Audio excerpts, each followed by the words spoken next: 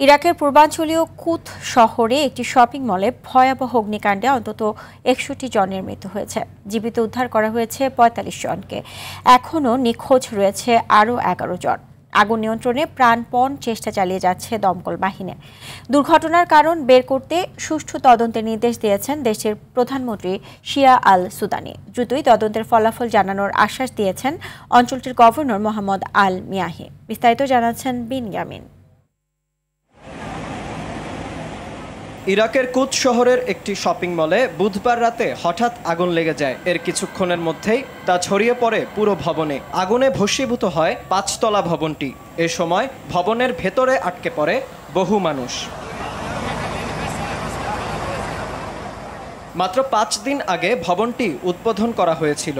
ভবনের বিভিন্ন তলায় ছড়িয়ে পড়া আগুন নিয়ন্ত্রণে চেষ্টা চালায় দমকল বাহিনী। একই সঙ্গে চলে উদ্ধার কাজও। ইতোমধ্যেই বেশ কয়েকজনকে উদ্ধার করতে সক্ষম হয়েছে তারা। জীবিতদের পাশাপাশি মরদেহ উদ্ধার করে উদ্ধারকর্মীরা। এর মধ্যে ৫৯ জনের মরদেহ শনাক্ত করেছে দেশটির স্বাস্থ্য বিভাগ ও পুলিশ। তবে অতিরিক্ত ঝলসে যাওয়ায় বেশ কয়েকজনের মরদেহ শনাক্ত করা কঠিন হয়ে পড়েছে। ঘটনাস্থল থেকে আহতদের উদ্ধার করে হাসপাতালে নিয়ে যাওয়া হয়। স্থানীয় কর্মকর্তারা জানান, এখনও অনেক মরদেহ ধ্বংসস্তূপের নিচে আটকে আছে। ভয়াবহ এই অগ্নিকাণ্ডের কারণ তদন্ত করে ৪৮ ঘন্টার মধ্যে প্রতিবেদন দেওয়ার কথা জানান দেশটির ওয়াসিদ প্রদেশের গভর্নর মোহাম্মদ আল মিয়াহি। এছাড়া ভবন এবং শপিং মলের মালিকের বিরুদ্ধেও মামলা হয়েছে।